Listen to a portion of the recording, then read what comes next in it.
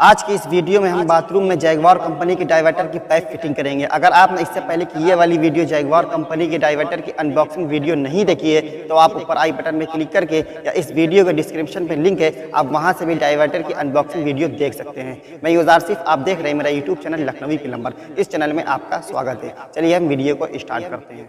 इस डाइवर्टर को हम यहाँ पे इंस्टॉल करेंगे। सबसे पहले हम हॉट वाटर के पाइप को कनेक्ट कर देंगे। हम यहाँ पे हॉट वाटर पाइप को नाप रहे हैं। इसको नाप के हम काट देंगे। आप आरी ब्लेड भी यूज़ कर सकते हैं, हम इस वक्त मशीन का यूज़ कर रहे हैं। आप अच्छे से काटने के बाद साफ़ कर दीजिएगा, गर्दा वगैरह ना रहना चाहिए। अगर गर्दा वगैरह रहेगी तो आपका सॉल्वेंट अच्छे से काम नहीं करेगा।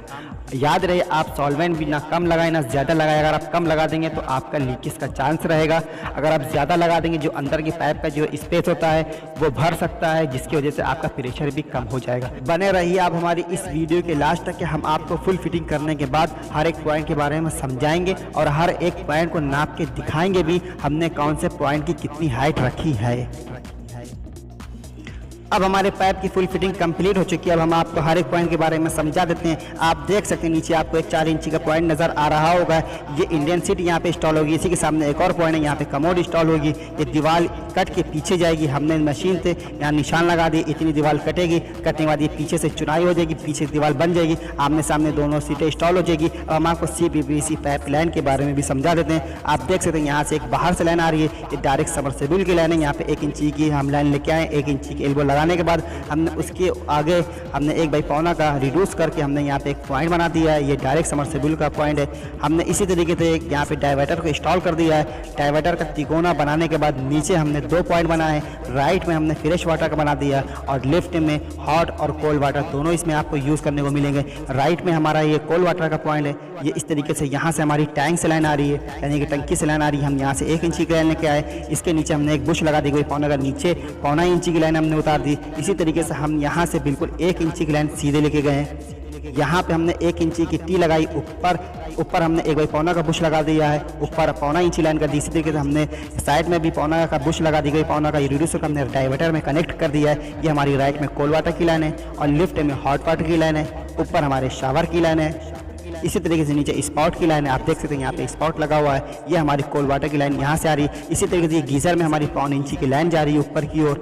ये हमारा गीज़र यहाँ पे इंस्टॉल होगा। इस जगह पे कोल्ड वाटर गीज़र में इन करेगा इस साइड से और लेफ्ट में हमारे हॉट वाटर का पॉइंट है जो आउटलेट निकल के आएगा गीज़र से। अब हम इसकी हाइट भी आपको नाप के दिखा देते हैं कितनी हाइट पे हमने ये गीज़र के पॉइंट को बनाया है। अब हम आपको गीज़र के पॉइंट को इंची टेप से नाप के दिखा देते हैं। आप देख सकते हैं यहाँ पे जो गीज़र का पॉइंट हमने रखा है ये 7 फीट 4 इंच के ऊपर रखा है। इस बाथरूम के हिसाब से बनाया है 7 फीट 4 इंच के ऊपर। यहाँ का जो ऊपर का स्पेस है स्लेब काफ़ी ऊपर, यहाँ पे 2 छत्तियाँ स्लेब नहीं डली। आप देख सकते हैं यहाँ पे आराम से 25 लीटर लग सकता है। इसी तरीके से गीज़र की लाइन ये नीचे उतर के आ रही है। यहाँ पे हमने टी लगा दी है। टी लगाने के बाद एक नीचे लाइन ले गए हैं। यहाँ पे एक और टी लगा के ये इस साइड हमारा एक डाइवर्टर लगा हुआ है। इसी तरीके से एक नीचे लाइन जा रही है। हमारा वॉशिंग मशीन के लिए एक लाइन दे दी हमने। इस तरीके से यहाँ पे डाइवर्टर में हमारी लाइन चली गई है, हॉट वाटर की लाइन यहाँ पे। और ये हमारा शावर है। शावर की भी हाइट आपको हम नाप के दिखा देते हैं इंची टेप से।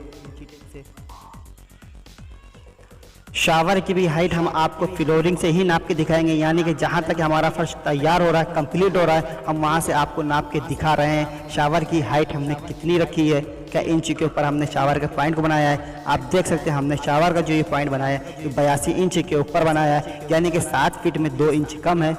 82 इंच पे हमने शावर के पॉइंट को बना के रखा है। अब हम आपको डाइवर्टर के भी हाइट दिखा देते हैं कितने इंच पे हमने डाइवर्टर को इंस्टॉल करा है।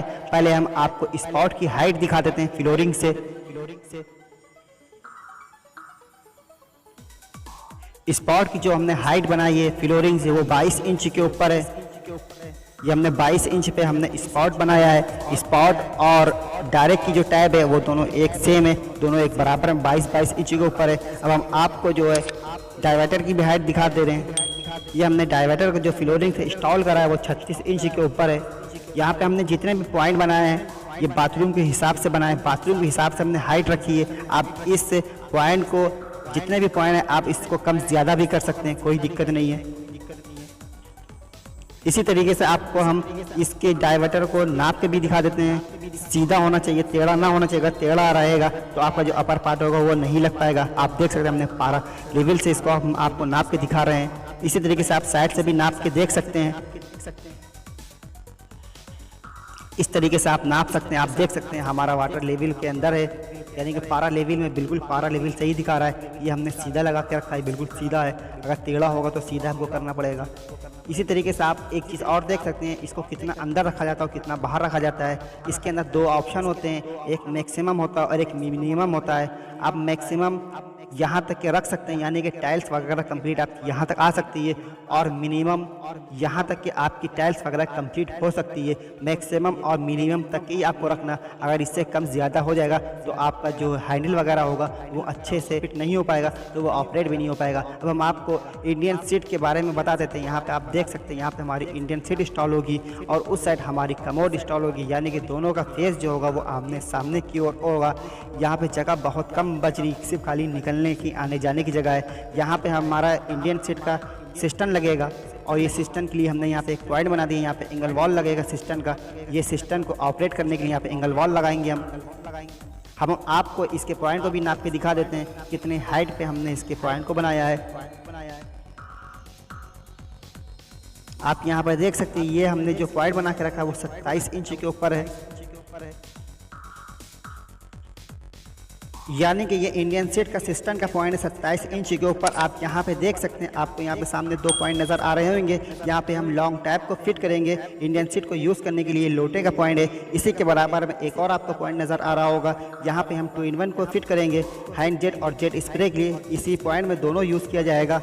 जेट स्प्रे कमोड के लिए और हैंड जेट आप दोनों में यूज़ कर सकते हैं, कमोड में भी और इंडियन सीट में भी, यानी कि दोनों आमने सामने सीटें हैं तो एक ही हैंड जेट से दोनों यूज़ कर सकते हैं। दोनों सीट के लिए हैंड जेट को यूज़ कर सकते हैं।